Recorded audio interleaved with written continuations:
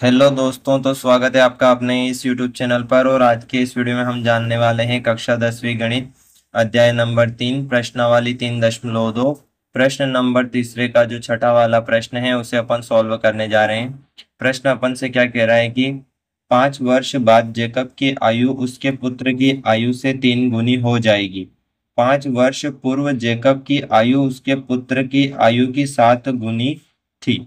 उनकी आयु वर्तमान में ज्ञात करो। यानी कि प्रश्न अपन से ये कह रहा है कि जेकब और उसका जो पुत्र है उसकी वर्तमान आयु जो है अपने को पता करना है। तो चलिए देखते हैं। सबसे पहले अपन यहाँ पर मान लेते हैं, माना कि जेकब की वर्तमान वर्तमान आयु, ठीक है, वर्तमान आयु अपन मान रहे हैं तो जो आंसर में हमें प्राप्त होगा वो भी वर्तमान के रूप में ही होगा। उसमें ना तो आपको कुछ घटाना है ना ही कुछ जोड़ना है। तो यहाँ पर अपन लिख लेते हैं कि हम मानते हैं एक्स है।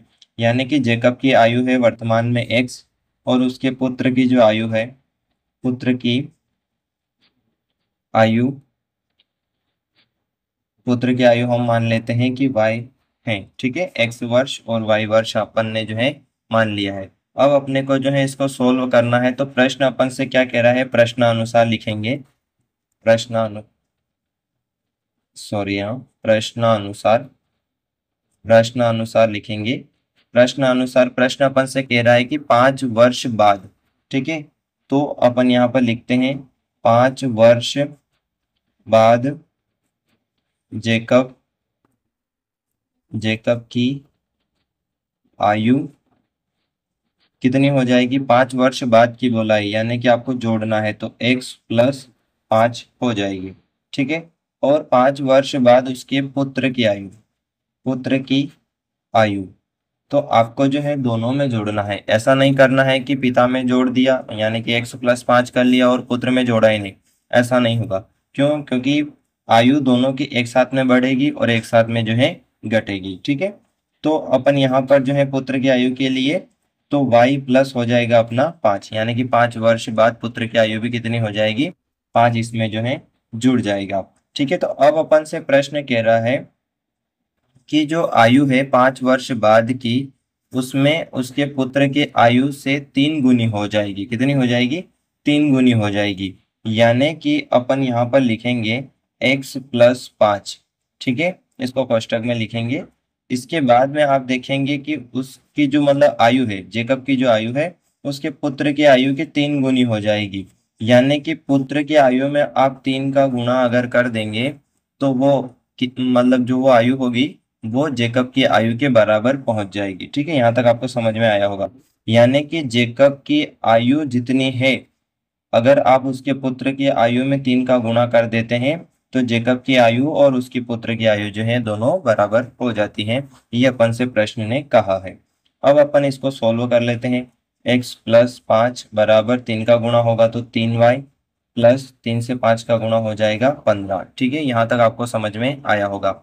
अब अपने को जो है इसको व्यवस्थित करके लिखना है कि x 3y बराबर के उधर चला जाएगा तो माइनस का हो जाएगा 3y बराबर 15, और 5 प्लस का है बराबर के इधर आकर के माइनस का हो जाएगा। अब इसके बाद में आपको जो है इसमें से घटाना है, यानी कि x माइनस 3y बराबर 15 में से 5 चला जाएगा तो यहाँ बच जाएगा अपना 10। यानी कि ये है अपने पास में समीकरण नंबर 1। ठीक है, यहाँ तक जो है आपको समझ में आया होगा। अब अपने को क्या करना है कि पुनः प्रश्नानुसार लेना है। ठीक है, पुनः प्रश्नानुसार। ठीक है, पुनः प्रश्नानुसार अपने को देखना है। पुनः प्रश्न ने अपन से क्या कहा था कि 5 वर्ष पूर्व। ठीक है, तो यहाँ पर अपन लिखेंगे 5 वर्ष पूर्व। ठीक है, पूर्व जेकब की आयु। ठीक है, 5 वर्ष पूर्व जेकब की आयु। तो 5 वर्ष पूर्व की कह रहा है यानी कि पहले की।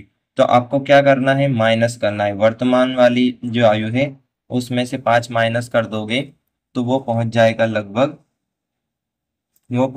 लगभग अपने 5 वर्ष पूर्व की आयु में। ठीक है, अब अपन देखते हैं यहाँ पर जो पुत्र की आयु है वो भी अपन निकाल लेते हैं कि 5 वर्ष पूर्व वो क्या थी। तो यहाँ लिखेंगे पुत्र की आयु। ठीक है, पुत्र की आयु जो बनेगी वो बनेगी y बराबर अपन लिखेंगे -5। इसमें से भी आपको जो है 5 घटाना ही रहता है। ठीक है, यहाँ तक आपको समझ में आया होगा।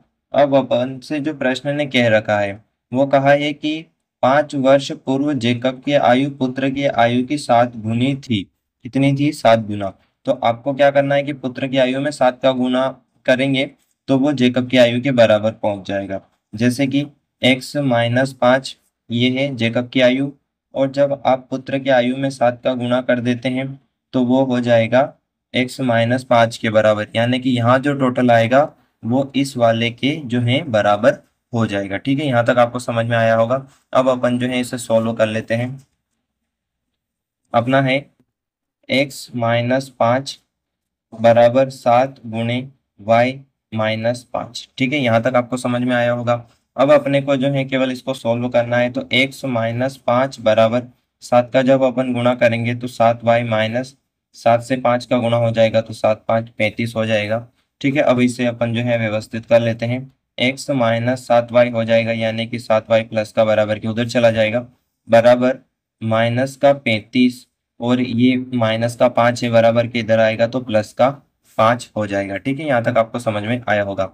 अब अपने को क्या करना है कि यहाँ पर जो है प्लस माइनस माइनस होगा, यानी कि x-7y तो ऐसा ही रहेगा, प्लस माइनस माइनस होगा, यानी कि माइनस के 35 में से 5 अगर माइनस हो जाएंगे तो माइनस का 30 बच जाएगा, क्योंकि माइनस की बड़ी संख्या है। यह है अपने पास में समीकरण नंबर 2। ठीक है, यहाँ तक जो है आपको समझ में आया होगा। अब अपने को जो है समीकरण 1 और 2 दोनों को साथ में लिख लेना है। समीकरण 1 जो अपने पास में थी x-3y बराबर 10, यह है समीकरण नंबर 1, और x-7y बराबर माइनस का 30, यह है अपने पास में समीकरण नंबर 2। अब अपने को क्या करना है कि प्रतिस्थापन विधि लगाना है।